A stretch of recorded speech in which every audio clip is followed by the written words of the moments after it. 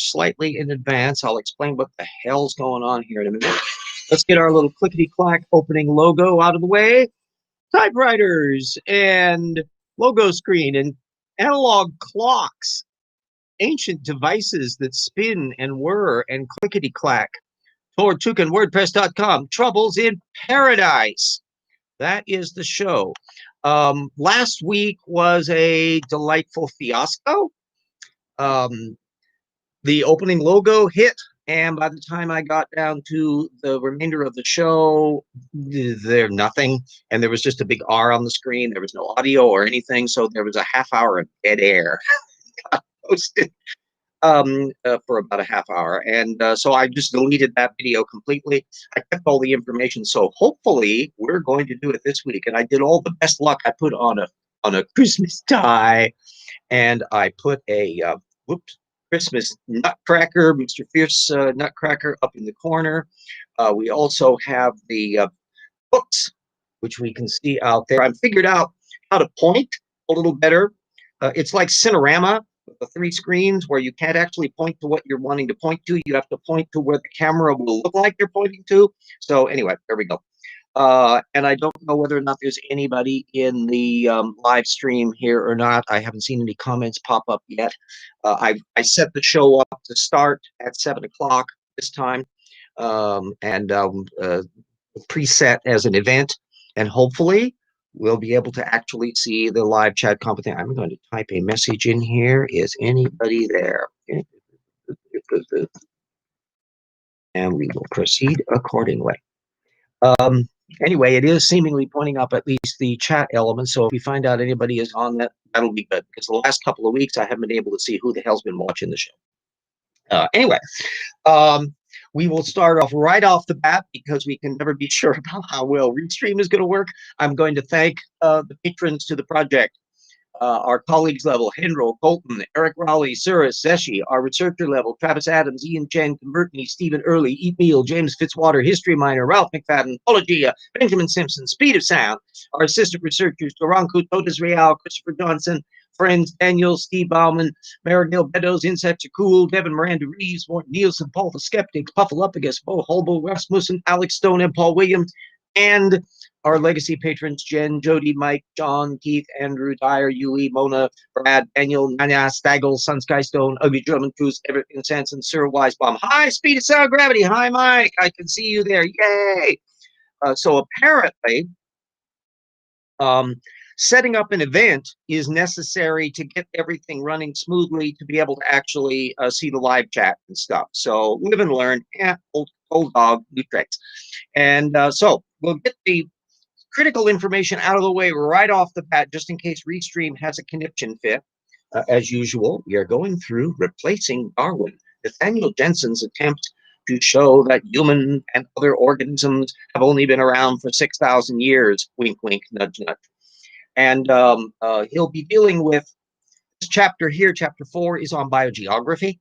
And I'll be putting the links that I was going to put in last week.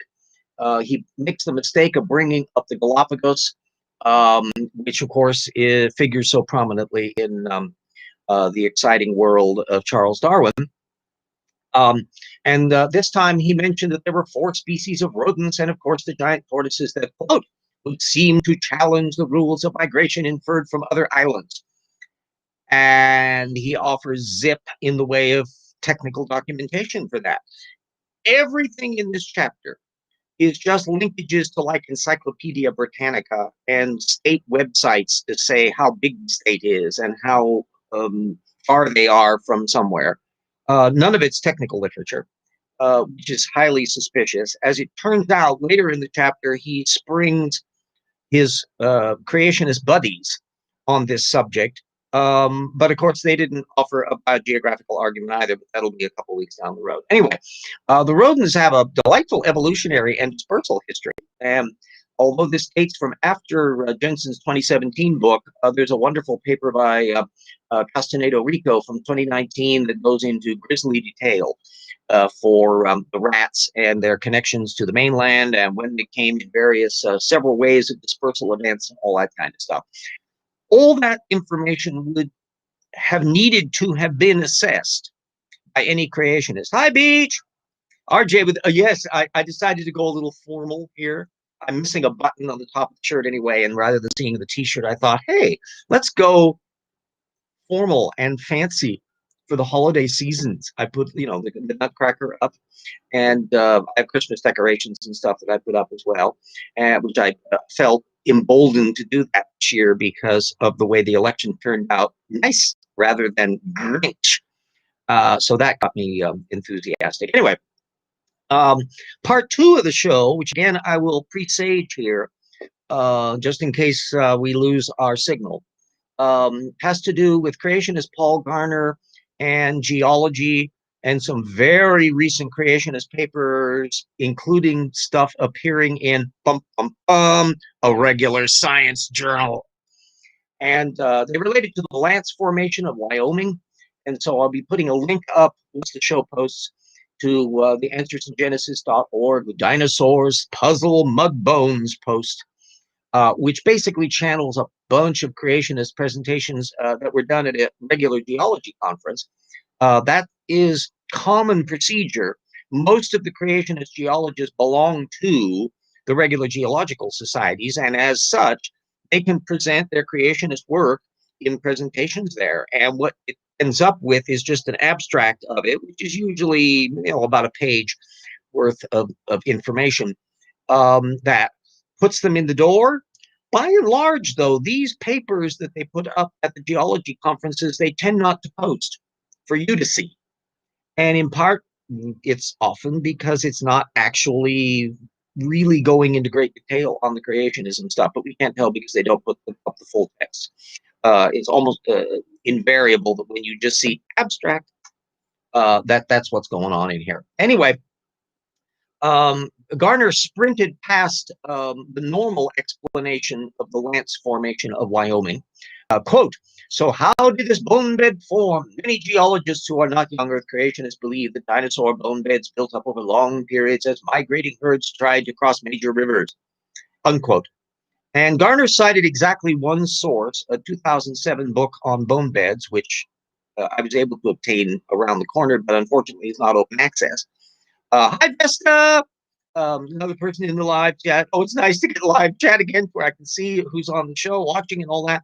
But I invited Jackson on, but he's working today. So he was able to have come last week, but that tanked and won't be here for this week. So we'll see what happens in weeks to come. And that, I think we all miss Jackson. He's a delightful chap. He's got his degree, by the way. He has his Bachelor of Science then in biology, which puts him one big step ahead of Kent Hovind. Anyway, this book by Rogers on bone beds was a perfectly fine book, but it was just a general review of bone beds, and it just mentioned the Lance Creek Formation along the way mentioned in charts. So for a 2020 posting to troll all the way back to a generic 2007 book is already a little bit dicey. Garner wants there to be a range of deposits dating from the same time as the Big Slosh. So this whole vast real estate, not just the Lance Formation, but most of North America, well, the planet, is supposedly being smushed down during the Big Slosh. And he presented a scatter shot of actual technical papers, none of which are from the 21st century. And one that is available open access is a paper by Connor from 1992 that I'll be putting the link in. And the reason why I'm bringing that up is because it appears shortly in a different context. Because a 2020 paper has just come out by Snyder et al., which is at PLOS 1. And it's a pile of creationist authors in there. And so no sign whatsoever of any young Earth creationist arguments in the paper. It's on this Lance Formation and the various dinosaurs that are found, and it's perfectly fine as a technical work, which is why it got published. But they skirt perilously close to what their position actually is. And I'll be putting the full paragraph up from that. This suggests the affected sand units were subjected to a massive seismic event before dewatering could occur. This is more readily accommodated in an aquatic setting, where dewatering may be delayed for up to 6 months, and quoted a 2013 paper that you'll be able to get because PLOS One is all open access, so I'll have the open links and all that up there, so you'll be able to just follow them up. Because these features are present at numerous horizons within the lands, the seismic disturbance could not be directly attributable to a single event, such as, for instance, an asteroid impact, and the explanation must be sought in other tectonic processes, such as mountain building, perhaps associated with the Laramide orogeny, and cited an old 1965 paper on that, suddenly antiquated. The transport direction based on paleocurrents in the sandstones indicates the source area, and possibly the paleoslope was from the west and northwest, citing, among other things, that 1992 Garner paper, as well as a 1967 source. So, funky. You got water coming in. Well, I hate to burst the bubble, but there was a giant seaway that was up in the middle of North America during this period. So you got an opportunity for water to come in through tsunamis, from earthquakes that can occur around that mountain range forming in other areas. So you can have just exactly as you've had in other contexts. It would have been helpful if they would have paid a little bit more attention to that kind of thing. But what they want is to imply that this is a flood event without actually saying anything that will flag it as being, well, wait a minute. And of course, in 2020, we've got lots and lots of examples of big major league tsunami events and inundation elements and subsidence from earthquake zones and all that. Just to remind you of how much can happen in normal earthquake that does not involve global floods and arcs. 1959 Alaska earthquake moved a piece of real estate roughly the size of Oregon up 6 feet, all at once, in a matter of minutes. Whoop. And needless to say, created some whiz-bang 100-foot plus tsunamis that were sloshing around the vicinity. So we don't have to have the big global slosh, the flood, to account for all this information. Oh, hi, Dan, creation myths. Anybody who is not following Dan Stern Cardinale's videos on from the Creation Myths website and his jousting with creationists, as well as Erica Gutsit-Gibbon and Dapper Dino and all the other ones that are part of our sneaky little network of science lovers, do so. RJ, would you be offended if Erica, Dapper, and me went off on the air in 10 or 15 minutes? Been planning to shoot this up about our favorite band, but don't want to step on you. Oh, no, there's no problem on that. Go right ahead. I have to do exactly the same thing on cross purposes. Actually, I have to say I prefer to watch all of your videos after they posted, because then I can freeze frame them. Because otherwise, if I'm watching live, I'm pissed because I often want to stop stuff and go, ooh, that's a neat paper. I got to get that. And that means I'm delaying the show, whereas I want to actually watch the whole thing uninterrupted. So yeah, no problems. Just make sure on the Twitter, put the linkage to the thing afterwards, because I'm going to want to watch and come in. And if you're still rattling on after I'm done with my show, I'll come in anyway and watch to see what's going on. Yeah, that's the one advantage about YouTube, is that if you don't see it now, you can see it later, and there is an advantage to seeing it later, which means I can put links up in the video description, and people can put their comments in, and it's all part of the archived history of shtick.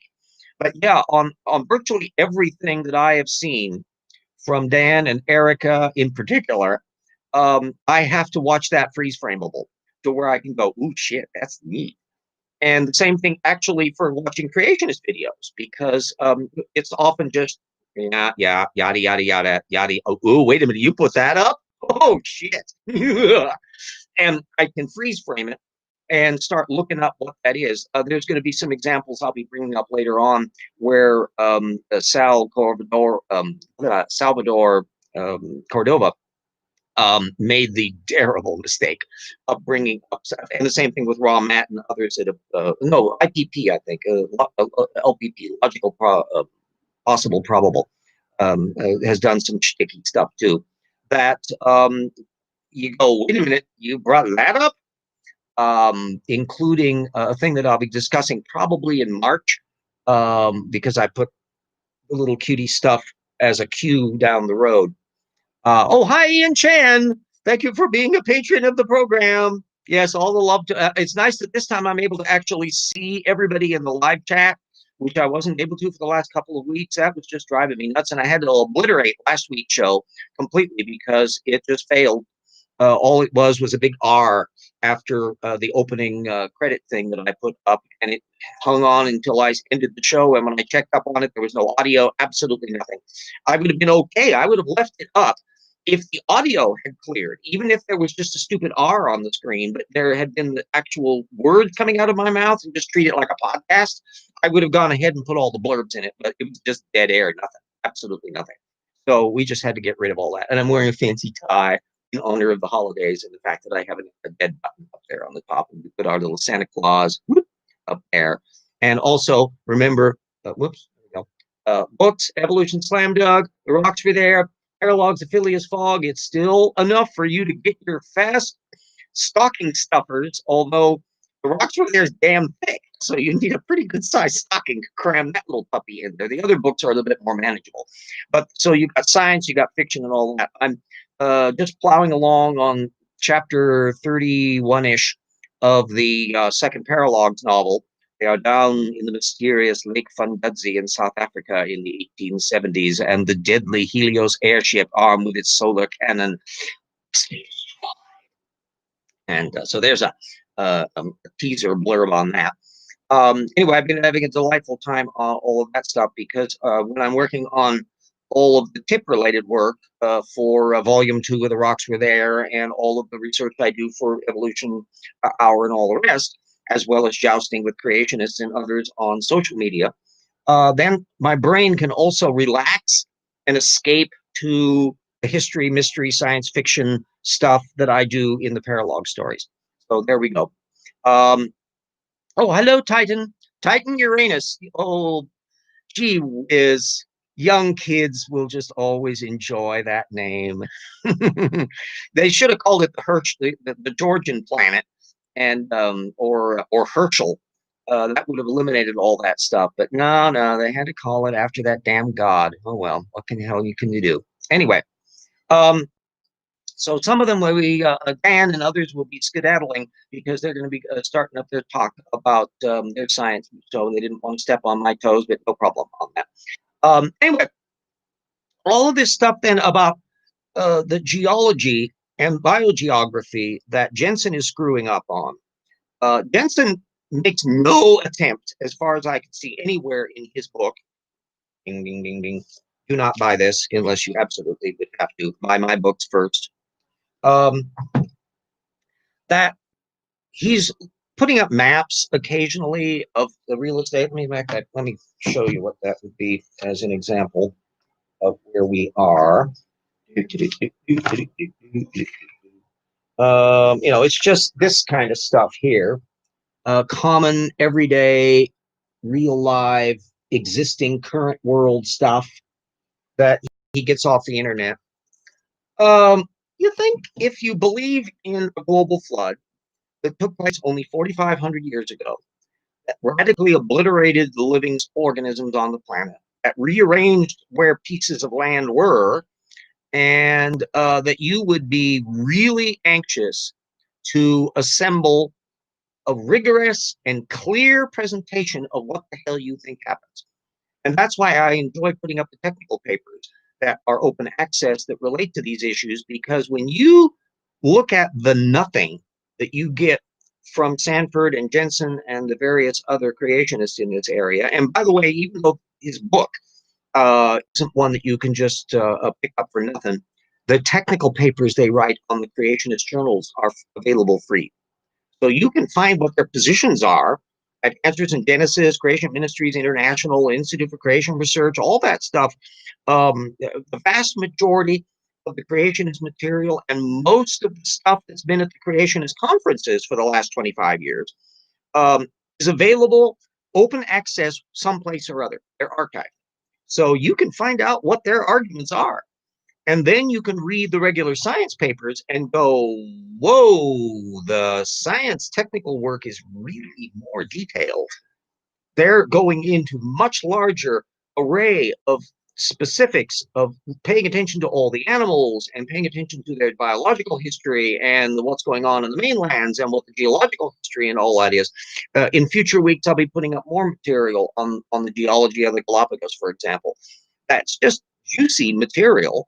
That's just a tiny little sampling of stuff. And I'll give you also a presage of what's going to be in Rocks 2 on the geology front, because I've been following Nick Zentner, who also, if you don't subscribe to him on video, he's a geology prof at Central Washington University down there in Ellensburg. And he's been doing this wonderful set of just for the gang public videos on, in particular, the incredibly complicated geology of where we live, which is the Pacific Northwest, running from Oregon through Washington and up into British Columbia and even up into Alaska and down into California in some cases. Ancient Paleozoic rocks. I'll give you the short form there. You got your various Paleozoic terrains that end up as the fruitcake of this melange of stuff that have been folded and metamorphosed and snipped and schmugged from subduction faults and stuff that's going on out in the Pacific at magma plumes that have gotten smushed into the west coast of what gradually has become the modern west coast of North America. The ancient paleo coast of North America would be roughly where Idaho is, and run a line south of that and north into Canada. That's pretty much the old boundary layer, although it's rotated and shifted and do that. That fruitcake eventually gets covered over with the German chocolate cake, as he calls it, which is the giant flood salts that are occurring roughly 15 million years ago in multiple layers. The Grand Ronde is the biggest blob that's so bloody tough that when the Missoula floods, glacial floods came along, they were able to scour away the upper layers of this that were the most recent ones, the Tootsie Rolls and the crinkle cut French fries, as he refers to them. But they couldn't hit that, they couldn't erode much of that Grand Ronde because it's so bloody hard. And that's why these valleys and cirques and coulees in the Pacific Northwest of the big German chocolate cake have their roots, the base, the Grand Ronde, and there's a massive amount of volcanic rock down there. Well, we don't know what's underneath all of that. So presumably there's all sorts of more pieces of the fruitcake that are hidden by all of that stuff because you just can't drill down through that easily, and it's expensive and awkward to deal with. And it's a mammoth area. It's northern Oregon up in and definitely into Washington State and over little bits and pieces. We're right on the edge of it here in Spokane. It's just a colossal amount of stuff. Anyway, I'd love to see creationists try to explain that geology in a flood context, cramming all of that into only 4,500 years, or actually about 100 years or so, 4,500 years ago. It's just ludicrous. There's so much detail on the dating of zircons, about circumstances of when things were formed. You could tell some of them were shallow water deposits, others are deep ocean deposits. Some of them have foraminifera in them and others don't. Others have Paleozoic Tethyan style fossils. I mean, it's just an incredible melange of stuff that's utterly inconceivable to me that they could ever get to the stage of dealing with it. And I have not seen any young earth creationists tackle that stuff except very, very, very peripherally. You get a few tiptoeing into the Missoula flood area and the Columbia salt zone, and that's about as far as they go. All of that massive literature that's underneath all of that, the fruitcake stuff, I was thunderstruck, and for that matter, so was Nick Zentner. He was just starting to explore a lot of these things, and so it was seeing him connecting up with all these various geologists, some who he knew personally and others he's contacted in the course of all of this series, that has opened up this giant floodgate, to borrow a phrase, of the technical literature that's been done on this. And they have very nondescript titles. on the Tethyan morphology of so and so and blah blah blah, and it would be extremely generic kind of stuff that you would not be cued as to how fantastically important all of this is for working out the geology of an immensely complicated piece of real estate, including there's tiny snippets of rock in the Pacific Northwest that used to be connected to the old red sandstone of the Silurian in Europe that rolled along and squeezed like a banana peel across what was North America when it was turned the other direction so that it was actually facing north and eventually got rolled around. Oh, it's just some amazing material. And all of this stuff involves millions and millions and millions of years. All that. Anyway, that's some presage of what's going to be an info box in Rock's Tube, putting down a gauntlet challenge for creationists to deal with. All of you that are in this network that we're building up, feel free to make use of this network in any way that you can. One is to ask questions, that if you don't know about a particular subject and you want to bring it up, I have a polyglot interest in things, but I'm a BA in history. I'm not technically a scientist. I'm an activist science writer. But there are plenty of people now increasingly active on the interweb who are specialists in these various fields that can be jumped in and connected up with. We're still trying to cajole Colton to start doing videos. Hear that, Colton? Because he's quite sharp and personable and well informed on the material. Others, that you need to have more and more people with academic credentials. It would be at the Nick Zentner level. Dan Stern Cardinale is a marvelous example of that, because there is nothing more spectacular than a creationist trying to make claims about genetics when a geneticist is the one responding to them. This is and somebody who is a published scientist, who is a teacher, professor, who has the expertise to know exactly what the circumstances are. And what we want to build in a network of people is to have as many people who are rigorously careful in this department, active in the field, who can respond real time to creationists whenever possible, and also interconnect, so that when somebody is trying to combat woo on the internet, they don't have to invent the wheel. One of the most time-consuming things is somebody sees a stupid creationist video and they're starting to do their own research from scratch, and they have to basically recapitulate decades of work that other people have already done that they may not know about because it was done in the print medium, not in the video format. So they're kind of picking around and doing Google searches and finding little snippets and finding stuff up at Talk Origins and various other things, when what we need is what we're starting to build this network on, and I'm contributing in every way that I can as just a little lowly person, that we want to have people that pay attention to the current technical literature, that can drop that on the creationist at a moment's notice, and that any attempt by the creationist to exploit current technical literature, like that paper from Snyder that I was just alluding to, full well that young Earth creationists are going to be riffing off of that Snyder paper in due course. They're going to see, here is this wonderful paper that's talking about the lance formation, and it's by our creationists, wink, wink, nudge, nudge. So here is their other technical papers that they have done at our creationist website. Come on in and believe it. Come on in and believe it. They're going to do that. So what we want to have is that you have the response network that can respond quickly and directly. Sometimes it will involve directly debating them.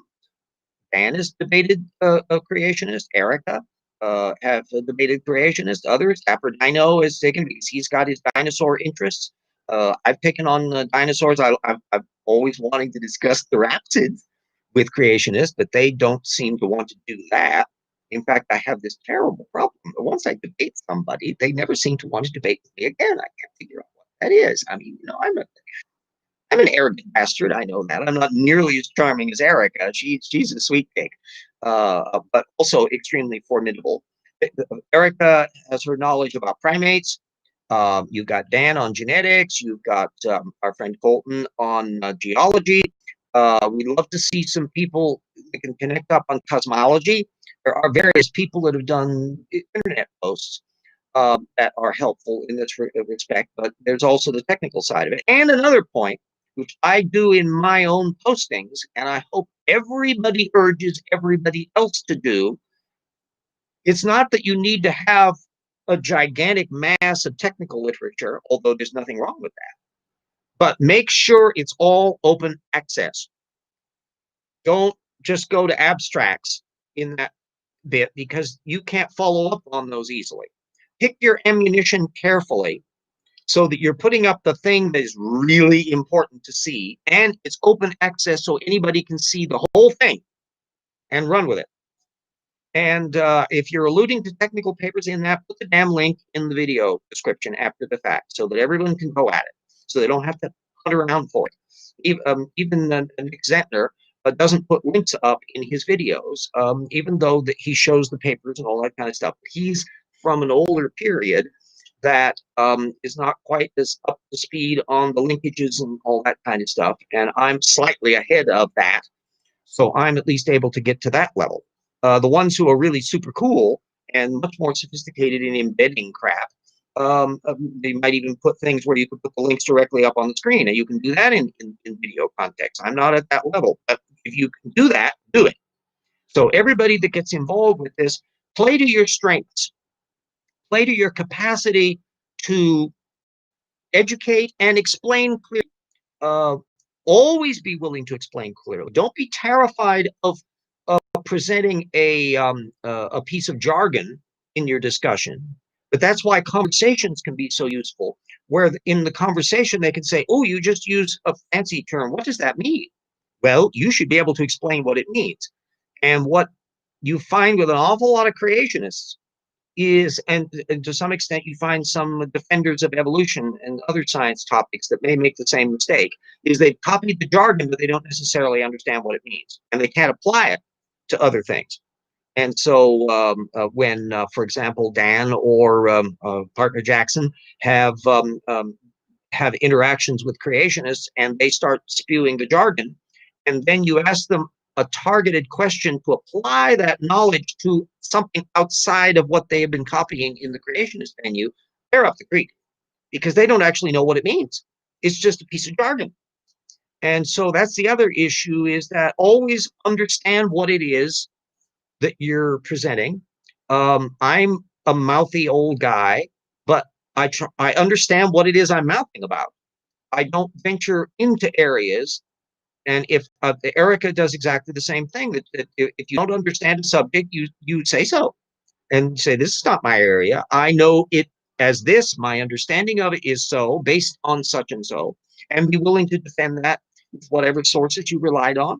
If you just relied on generic descriptive things, like if you're talking about cosmology and you're presenting, well, this is the view that's presented in Sean Carroll or the late Stephen Hawking, that's fine, and you're operating at that level, and there's nothing to be ashamed of. Nobody can know everything, but nonetheless, you're grounding it in a degree of sources. You're at your strengths if you have an area that you love to know about, and it doesn't matter whether anybody is interested in it or not, because you love it. So I've had no problem discussing dinosaurs with people because I love dinosaurs on my own. It's not because creationists might bring them up sometime. I'm fascinated by them. Dapper dinos in exactly the same way. And so when you have a genuine passion for a topic, it allows you to internalize it much better. And what we want for better videos and better interactions in social media is to merge that enthusiasm with a grounding in easily deployed primary source material. So when I would see somebody bring up a generic discussion of a new topic, I'll see if I can find the technical paper that it relates to, and I'll put that link up and say, oh, here, for anybody who wants to read the technical literature, here it is. And so it's all a matter of networking. And Titus says, you may not realize there used to be Tony Designs. As many, I'm a very old school. I've gone under my same name, same access, no changes, no modifications, no nom de plumes, no pictures that aren't me, uh, right from the get-go. It makes it enormously simple. I have the advantage that I'm not worried about um, being doxxed because I'm open and upfront about it. I'm a retiree. I'm doing my projects and writings. I make no attempt whatsoever to conceal who I am. But I can easily understand that there are an awful lot of people who have academic reputations and other things where they don't want to be open on one area. They're proceeding in various venues that way, and I have no problem with that. Let's proceed.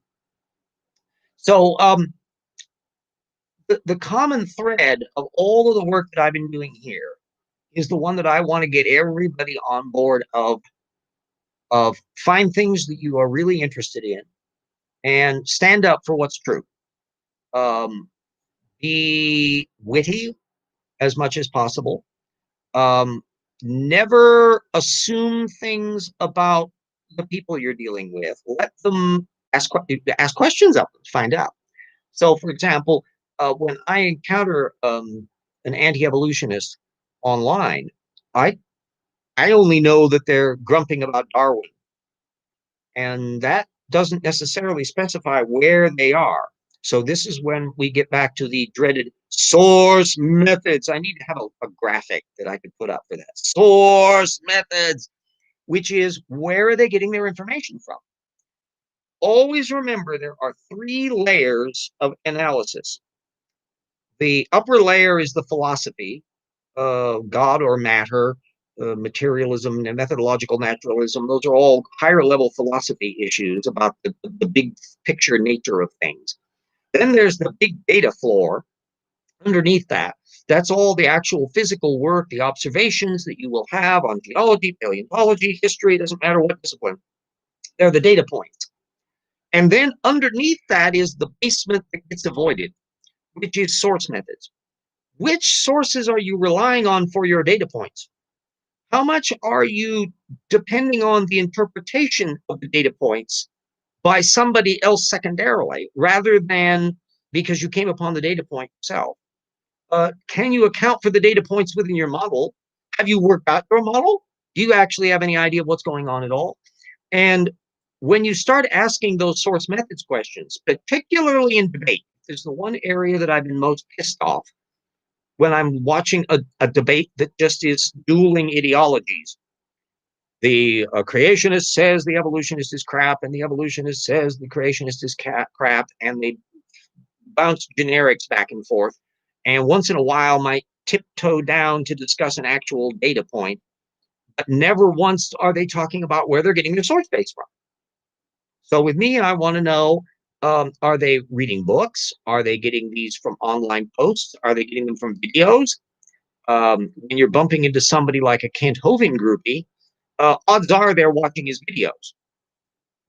Less likely that they're ever going to be reading any of Kent Hovind's relatively limited books, and still less the non-existent Kent Hovind technical literature. And so that boundary layer is different when you apply to Nathaniel Jeanson or John Sanford or Robert Carter, who are technically accredited creationists who have published in regular science journals, as well as their technical material at the technical journals of the various creationist venues. That's operating at a very different level in terms of the source base and the technical information that's going on. You get to see how the method works in practice by reading the Evolution Slam Dunk or The Rocks Were There. It's applied source method. And I didn't invent it.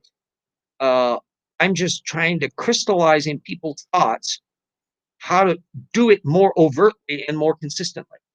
Because in many cases, source methods comes along only as like a caboose on the back end of an argument, to where you're seeing somebody saying something really stupid and you're going, where did you get that from? That's a source methods question. It's not merely that the statement might be wrong. It's, did they make it up the wrong on their own? Or did they get this information from somebody else who got it wrong ahead of them? and then you have to ask the same source methods questions about them. So that's why you can eventually track back any argument to the core fact claimant who originally made the argument, and then track to see how it's developed down through the apologetic daisy chain ever since. And sometimes you encounter details that are just screaming secondary redaction, where an initial data point gets wrong, and everybody just keeps repeating it all down the line. We've alluded to that in Rocks Volume 1, where there's material from the young Earth creationist, I've forgotten his name, he's on coral reefs, that he wrote stuff back in the 1990s, and it's still active. But that stuff just gets repeated by generations of creationists who simply assume what he said is true. Sorry, didn't. And one of my favorite stupid creationists, Duane Gish, who used to be ubiquitous in how many creationists were riffing off of Duane Gish. But now, 25 years since his last books, so and none of them were really issued online. So he's actually kind of fading from the field, where modern apologetics barely refers to Gish. They do Gish gallops easily enough, but it's not because they're directly imitating a lot of Gish stuff. And now it's relatively rare for me to find stuff that's been explicitly copied from a Duane Gish source somewhere down the road. And I always go, yipes, isn't that wonderful? You've been relying on Duane Gish. Oh, you shouldn't have done that. And they still do allude to Duane Gish as an authority figure at Answers in Genesis, by the way. Titan says, yeah, it has a lot of spammers. I can't remember everyone. Yeah, that's true. And I keep track of the various people I interact with on social media that I'm criticizing, because sometimes on Twitter, especially, they'll change their tag name, but the core address doesn't change. So I can locate them and find out that that same person I've interacted with already under a different name. Well, let's just mention that. And so one of the data points that I really keep track of, I literally say on what date I mentioned the reptile mammal transition to them. And so I can often come along and say, gosh, you've been avoiding the reptile mammal transition now for 2.5 years. Have you worked it out yet? And they generally then jump off and become quiet again or block. Then you get the pesky blockers. They're the ones who are hit and run. They put in their dogmas, and then you start pushing back, and they instantly block you, so you can't ever respond to them. Those are just trolls. They've usually got relatively few people following them, and of course, anybody that comes up there with that's trolling and they've got 5 followers, or sometimes 0, you go, yeah, this is probably not going to go very far. So you can play a triage thing, the same thing, as to figure out ones that are heavier issues. If they've got like 180,000 followers, that's a different audience than somebody that got 5. And so anything that you're responding to somebody at that level, theoretically, you're interacting with a bigger network of everybody that follows them and is going to see your tweet because they're on that 180,000 people that are following shtick. So there's various techniques that can be used in there, but the principles of how I interact are exactly the same principles that I did before internet and will continue down to my dying days, which is find out what the facts are, clearly understand what you think is going on, be able to apply and your concepts to areas outside of the area where you were originally dealing with them. Be curious and always be fair. So never misrepresent somebody's position. Even a creationist, you fairly represent what they say. That's why I can observe this is what they say. When Dan Stern Cardinale is criticizing Nathaniel Jeanson, he says this is not based on misrepresentation. This is what their position is, and they've mistakenly said this, and he's misrepresented the source here and suppressed this piece of information over there and applied the wrong thing using pedigree mutation rates rather than somatic mutation rates, and that completely blows their arguments to smithereens, et cetera, et cetera. Now you are directly interacting at a technical level, and you're not misrepresenting their views. You're deliberately dropping valid anvils on them, and then you see the little squishy puddle of the person coming out the bottom end of it, and that's how that goes. And it's more satisfying, in my opinion, to have a valid, powerful argument like that, rather than just have a, well, no, no, you're wrong. That says nothing. And I hope the people that watch the show know that I have a genuine enthusiasm for all of the things I'm interested in, and I have a broad range of interests. As Colton knows, when we would go on and on discussing minutia on the Titanic, that everybody can theoretically find those sorts of skill sets. And don't be, here's another methods lesson, which I've done some occasional talk up videos of Vandalia and Mike, who's writing the beginning of the show, our pal on science. Don't be intimidated by the fact that you're diving into technical areas that have specific jargon. It could be rocket science, but it's not magic. Every single term has meaning. They have precision. The reason why jargon gets used, by and large, is because it saves people time. You don't explain things you don't need to explain. You can talk about particular rock deposits or particular spectral details or particular issues regarding particular chemicals that are found in a particular asteroid, and you're using the technical jargon because it saves time. And you're talking to other people who know these things as well. David says, easier said than done for some of them, as their view opinion is my religion is right or wrong. And you do, oh yes, let's use my little share screen thingy here. I think we can put that up. There we go. That's a little topic. Well, there is where you have to do the boundary layer between the technically proficient Tortugan and the bottom feeder Tortugan. They operate at a little different modality.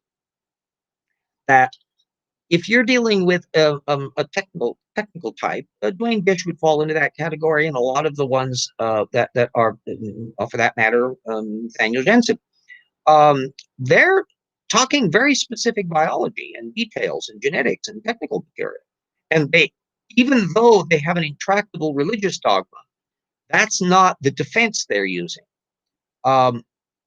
If you start probing them on methods questions, however, you might discover where they have those presumptions. That is, in fact, an absolute boundary line that they will never allow their brain to cross. And you can also measure things. Sal Cordova is a perfectly fine example of this. He's an amiable fellow who has mutated, apparently, from theistic evolutionist to old Earth creationist to young Earth creationist in the course of 15 years. And you have to wonder, you're on the wrong slope here. You're not improving if you're ending up in the young Earth creationist box. He is ultimately reflecting a very rigid religious mandate dogma, and yet that isn't how his arguments are discussed. He's talking about tropoisomerases and specific biological details, and there's nothing at all about the Book of Genesis in there, even though underlying it is that rigid dogma, because all young Earth creationists are rigid, literalist, inerrantist, religious believers from a particularly, usually politically conservative political perspective. As if you go back in the history of how all of that developed, and anti-evolutionism in general has a political culture war, a social outrage aspect to it, going all the way back to the people who were initially opposing Darwin in the 1860s and 70s. This is where that history stuff comes in, and that's my turf, kiddos, because that's where I'm looking at how people's views have changed over time. Now, when you're bumping into your grassroots creationists that just thinks, well, the Bible says it, therefore, boom. How did they come to their conception of what the Bible says? Yes, we've got the Book of Genesis, but it doesn't have chronology in it. It doesn't have much detail on cosmology. It says, let there be light. And then on day X, it does this, the God says, and then says it's good. And human beings, one version has Eve being made of Adam's rib, another one has them both being made out of clay. And because there's more than one creation story knocking around in there. And that's not a lot to build a detailed anything on. It's that vague. And if you look back over the history of Christian apologetics for the last couple thousand years, as long as Christianity's been in existence, um, that vagueness has played out in the theology. You still had people like Saint Augustine in a pre-scientific era. He's what, 465th century, somewhere around in there. Um, who's basically saying, "Now, don't take the Bible as a book. Now, get off on that. Just not." And he's coming in a time when most of what we would understand as science didn't even exist. And that's because the texts are extremely vague. Now, to be fair, all the religious texts are vague. The Bible's not unusual in this respect. Just plow your way through the Hindu scriptures anytime. I mean, you get all sorts of rambunctious stuff.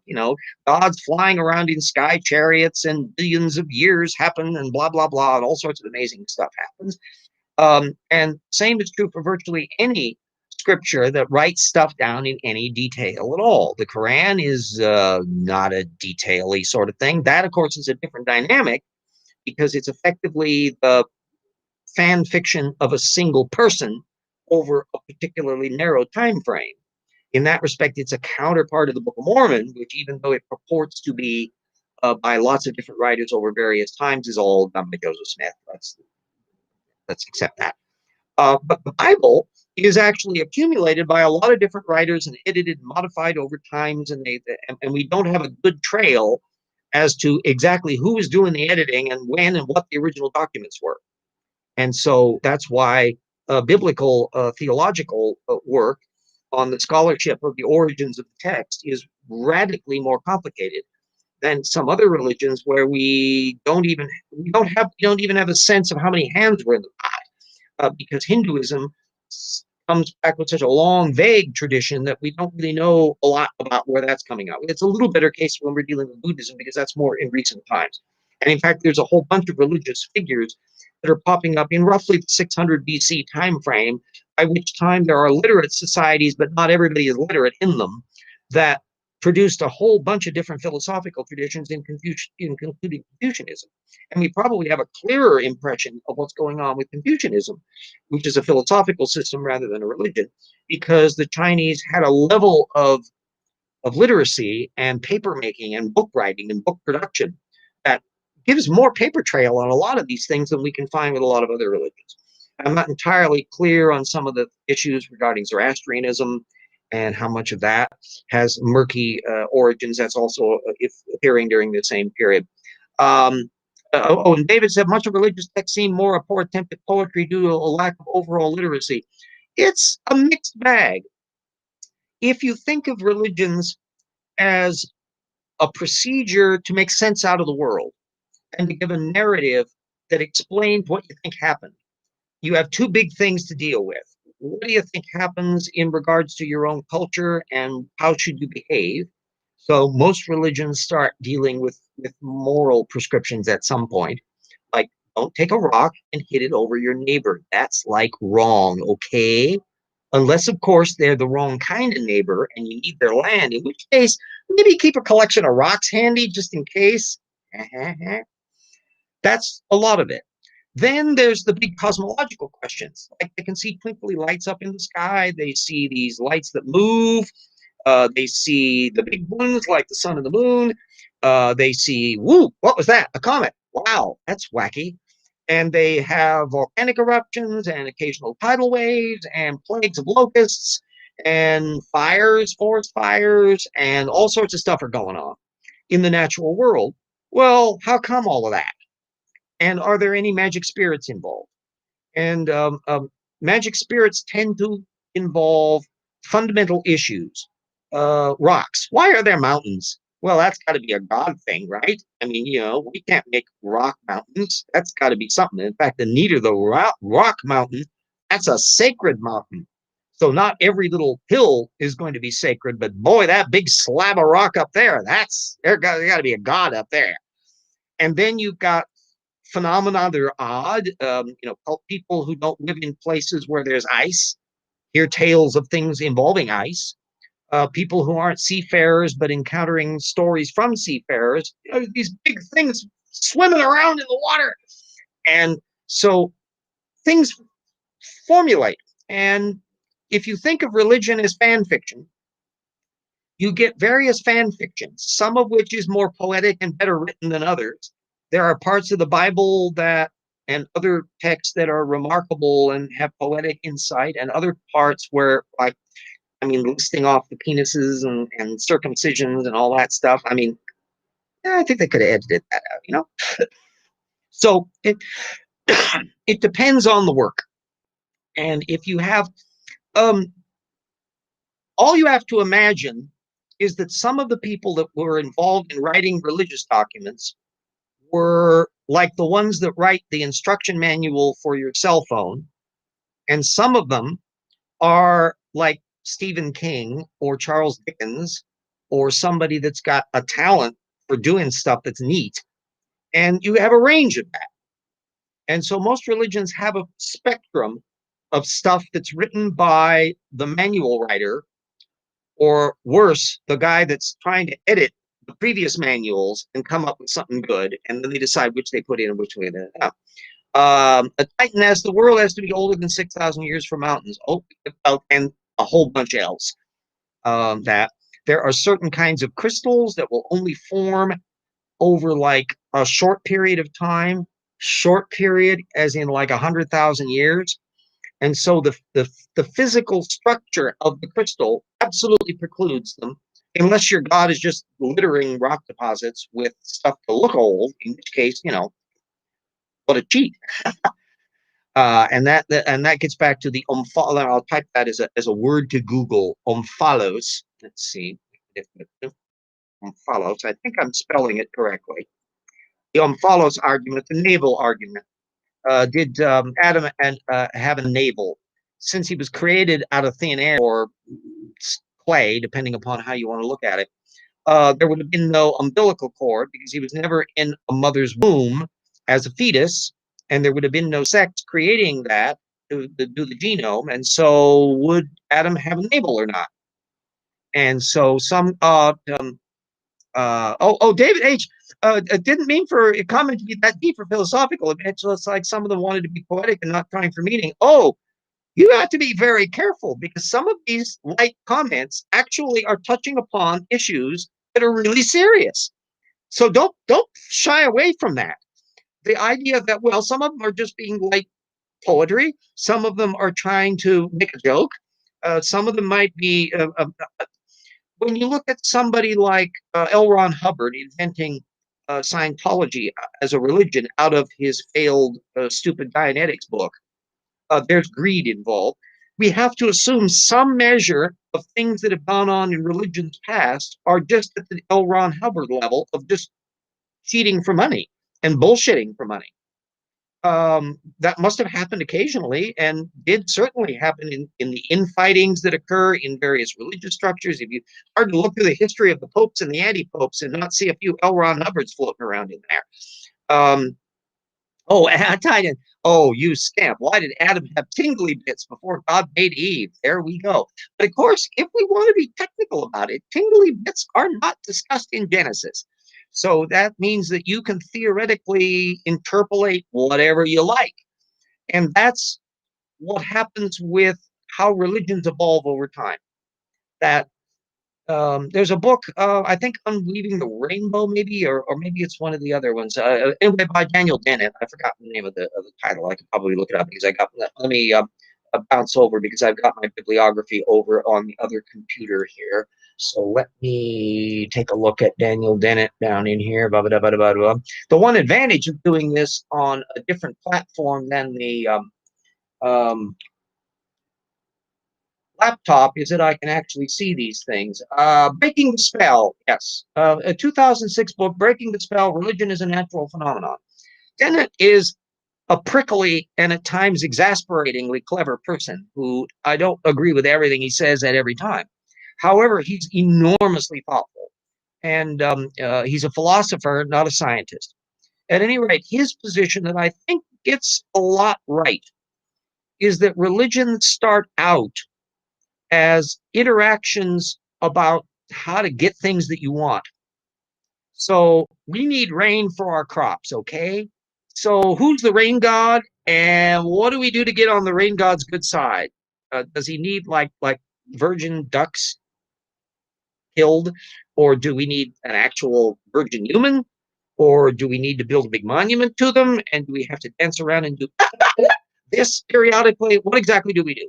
And so these things build up as society, part of it's poetic, part of it's theater, and the actual dynamic details. If you were to take a modern psychologist and a crew back to look in a time machine, would probably be very revealing and be not dissimilar to the phenomenon that generates social networks in our modern time, from people who are groupies for the Beatles to ones that are circulating around political movements and other kinds of things. A different set of the data points that are being filtered through, but the same dynamic. Now, once you get past the, okay, we know who the rain god is and what we need to do to placate the rain god, and we did that and we didn't get rain, now what? Well, we did something wrong, or our sins were so bad that even placating the rain god didn't work. Or if you're one of those that say, maybe the rain god doesn't exist, you become an atheist and they stone you to death and then you don't hear about them anymore. Gradually, the religions kind of coalesce and develop into a higher level of philosophy, which wants to upgrade the god to the sort of god that is deserving of being worshipped by the people doing the fan fiction. So that's where you get the evolution of Yahweh as a hometown god that might have connotations with a bunch of different religion traditions involving volcanoes and various other stuff, and eventually ends up as the god around the 6th or 7th century, and they're writing it down around that time, and that's crystallizing as the Judaism that we're familiar with as a monotheistic god. The same kind of principles take place in other dynamics. So that same God of Abraham has evolved over time into the Christian version that's Trinitarian, where Jesus Christ is also God and also God the Father and the Son, and then over in Hindu land, you've got a different variation going on where you have umpteen million gods, but three big gods, Brahma, Vishnu, Shiva. That's another trinity that kind of have division of labor version of things.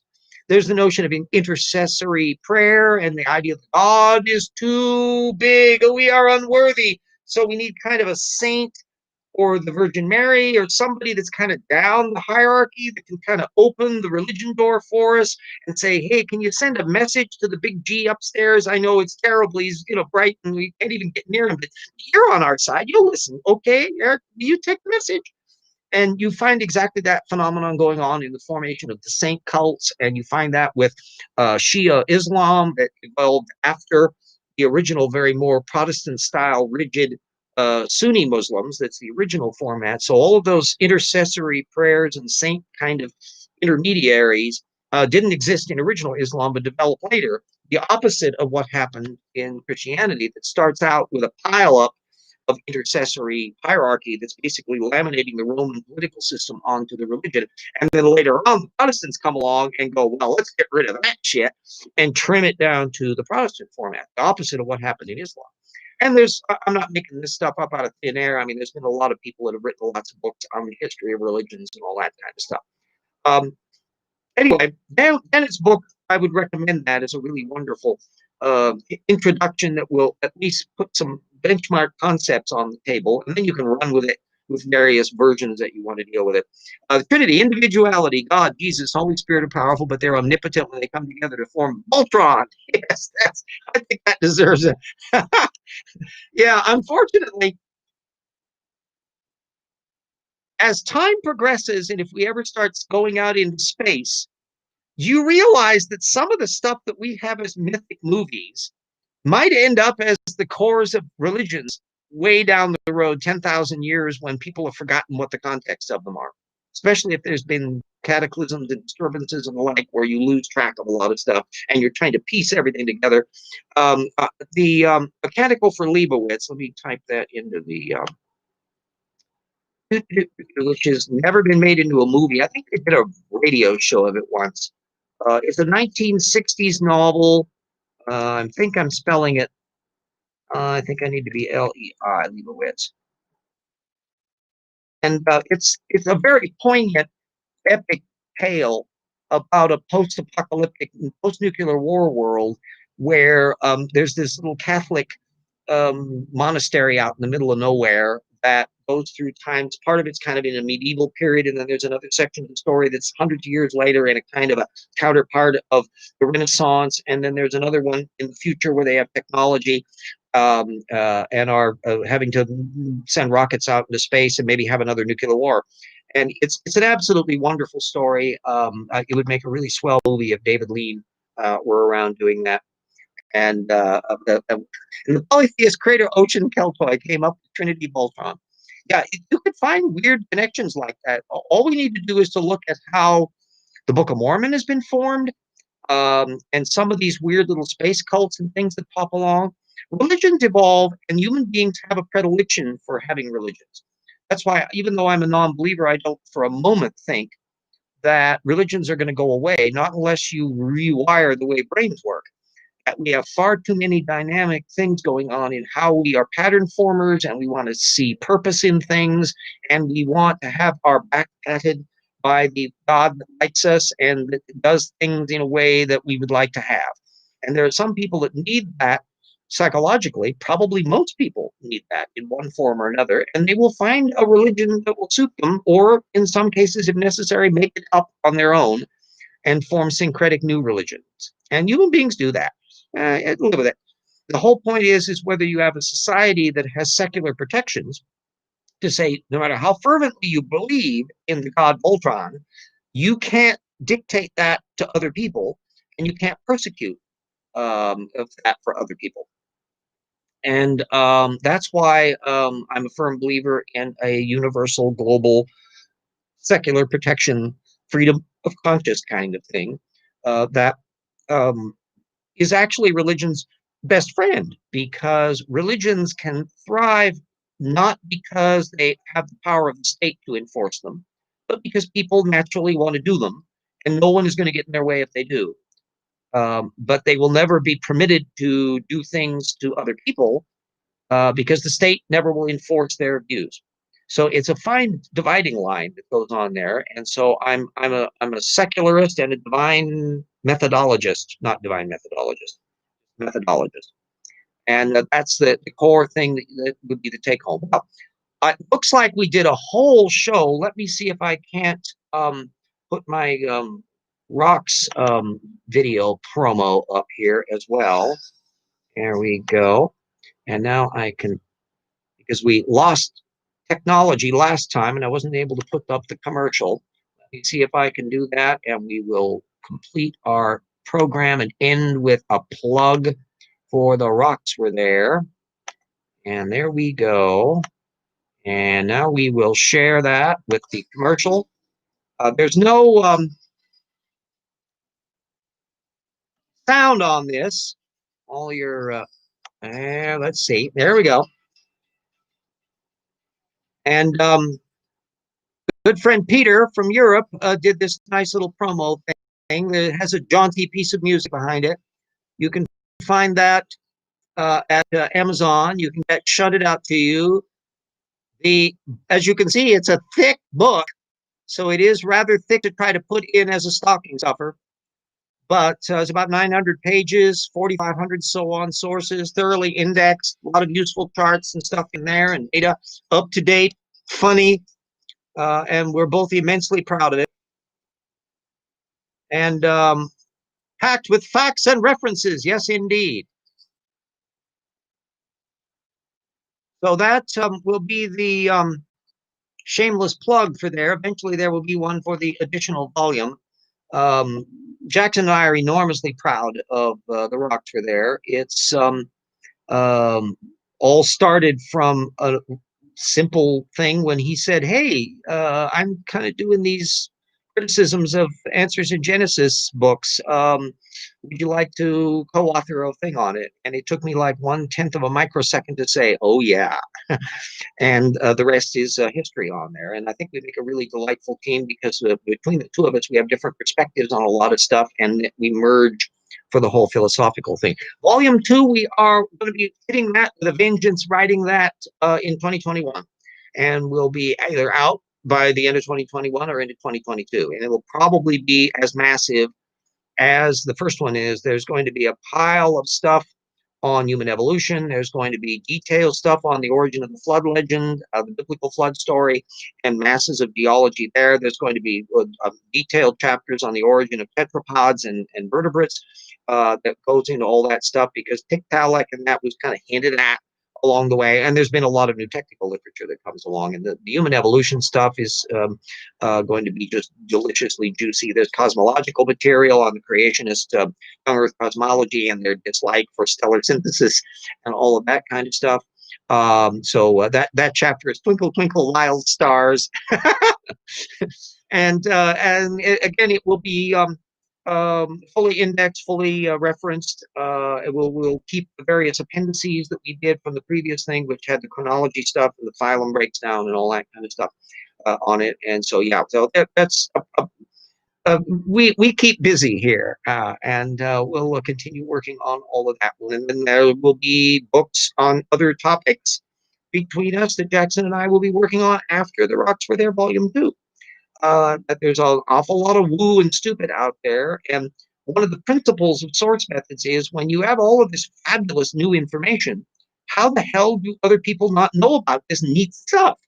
And it's because too many of the critics are drawing on older stuff. They don't realize we've made a big deal about paleogenomics and the cutting edge genetic material and the latest phylogeny work and the latest geology work, because and because all of us are keeping close tabs on that cutting edge material, we can filter that and condense that to make really good up-to-date material that will be way ahead of what everybody else has done. So, oh, yes, good God. Amiga says, Volume 1 is very lonely on my bookshelf. Yes, well, I hope you have all enjoyed this actually uninterrupted hour of discussion on things. And then once it's posted, I'll be putting the link in as usual, and we'll be able to get to next week.